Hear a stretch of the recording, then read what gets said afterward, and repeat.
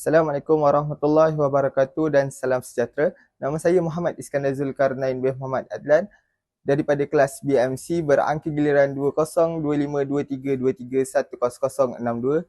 Dan saya Muhammad Hadif Izdihar bin Muhammad Ramzun Nasri dari kelas BMC dan angka giliran 20252323100061.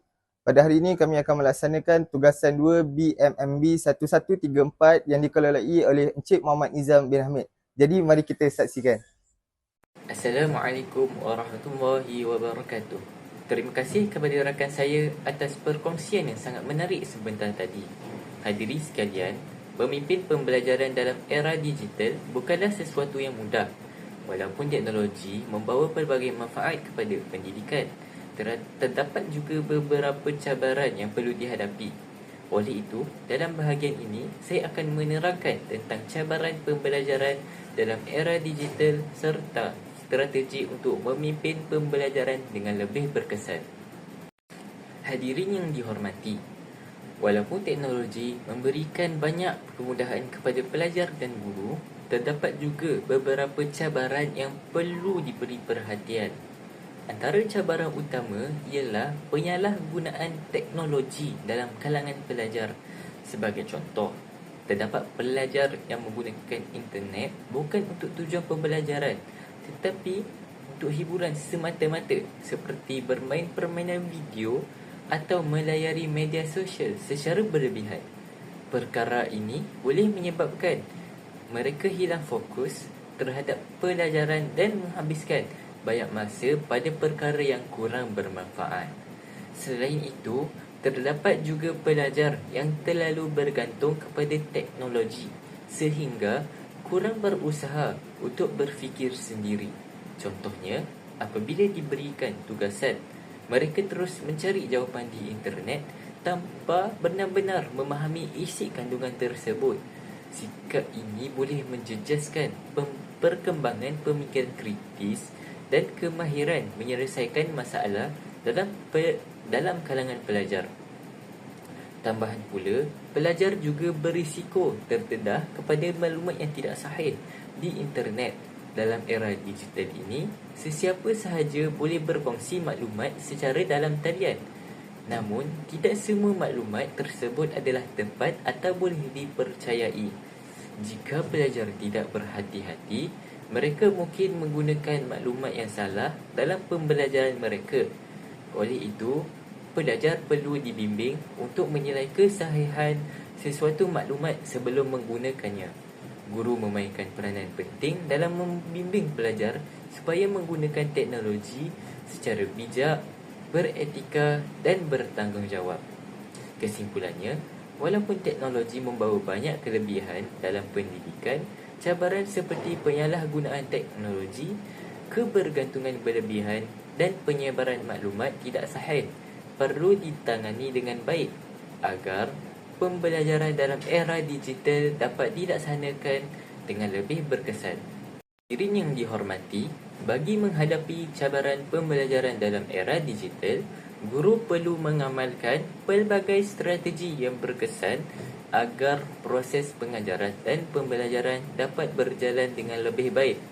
Salah satu strategi yang boleh digunakan ialah pembelajaran berasaskan teknologi yang interaktif. Dalam era digital ini, pelajar lebih tertarik kepada aktiviti yang melibatkan teknologi. Oleh itu, guru boleh memanfaatkan pelbagai aplikasi dan platform digital untuk menjadikan pembelajaran lebih menarik dan berkesan. Sebagai contoh, guru boleh menggunakan kuis digital, permainan pembelajaran serta aktiviti perbincangan dalam talian semasa sesi pengajaran. Aktiviti seperti ini dapat menarik minat pelajar dan meningkatkan penglibatan mereka dalam kelas. Apabila pelajar terlibat secara aktif, mereka akan lebih mudah memahami topik yang dipelajari. Selain itu, pendekatan ini juga dapat menjadikan suasana pembelajaran lebih menyeronokkan dan tidak membosankan. Pelajar bukan sahaja mendengar penerangan guru, tetapi mereka juga berpeluang untuk berinteraksi dan berkongsi idea. Seterusnya, guru juga boleh menggunakan kaedah pembelajaran berasaskan projek. Melalui kaedah ini, pelajar diberi peluang untuk menyelesaikan sesuatu masalah atau menghasilkan projek dengan menggunakan teknologi. Pendekatan ini dapat membantu pelajar mengembangkan kemahiran berfikir secara kreatif dan kritis. Di samping itu, pelajar juga dapat belajar bekerjasama serta mencari maklumat yang berkaitan dengan projek mereka. Selain itu, guru juga perlu sentiasa meningkatkan kemahiran digital supaya dapat menyesuaikan diri dengan perkembangan teknologi yang pesat. Guru yang mahir menggunakan teknologi akan lebih mudah merancang aktiviti pembelajaran yang menarik dan berkesan. Dengan cara ini, guru dapat menjadi pemimpin pembelajaran yang lebih berkesan dalam era digital. Hadirin sekalian, selain guru, pelajar juga memainkan peranan yang sangat penting dalam memastikan pembelajaran dalam era digital dapat berjalan dengan lebih baik. Pelajar perlu mempunyai sikap yang positif terhadap pembelajaran serta sentiasa berusaha untuk meningkatkan ilmu pengetahuan mereka. Selain itu, pelajar juga perlu menggunakan teknologi dengan cara yang bertanggungjawab dan beretika. Dalam era kecerdasan buatan atau AI ini, teknologi dapat membantu pelajar mendapatkan maklumat dengan lebih cepat dan mudah. Namun begitu, penggunaan AI seharusnya dijadikan sebagai alat untuk membantu pembelajaran dan bukannya untuk menggantikan usaha belajar sendiri. Pelajar masih perlu berusaha untuk memahami sesuatu topik dengan baik dan tidak hanya bergantung kepada teknologi semata-mata. Sebagai contoh, pelajar boleh menggunakan AI untuk mendapatkan penjelasan tambahan tentang sesuatu topik yang sukar difahami. Dengan cara ini, pelajar dapat memahami pelajaran dengan lebih jelas.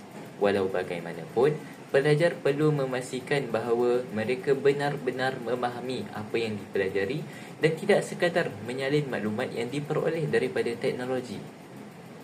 Dengan sikap yang betul serta penggunaan teknologi yang bijak dan beretika, pelajar akan mampu memanfaatkan teknologi untuk meningkatkan prestasi pembelajaran mereka. Hadirin yang dihormati, pada masa hadapan, teknologi dan kecerdasan buatan dijangka akan terus berkembang dan memberi kesan yang lebih besar kepada dunia pendidikan.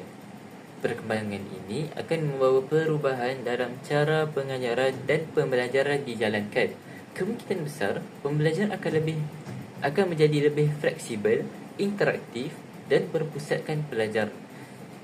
Pelajar bukan sahaja belajar di dalam bilik tarjah, tetapi juga boleh menggunakan pelbagai platform digital untuk mendapatkan ilmu pengetahuan. Sebagai contoh, pelajar mungkin dapat belajar melalui penggunaan realiti maya, simulasi digital serta pelbagai teknologi baharu yang lebih canggih. Melalui teknologi ini, pelajar dapat memahami sesuatu konsep dengan lebih jelas dan menarik. Namun begitu, walaupun teknologi semakin berkembang, peranan guru sebagai pembimbing dan pemimpin pembelajaran tetap tidak dapat digantikan. Guru masih memainkan peranan penting dalam membimbing pelajar sepanjang proses pembelajaran.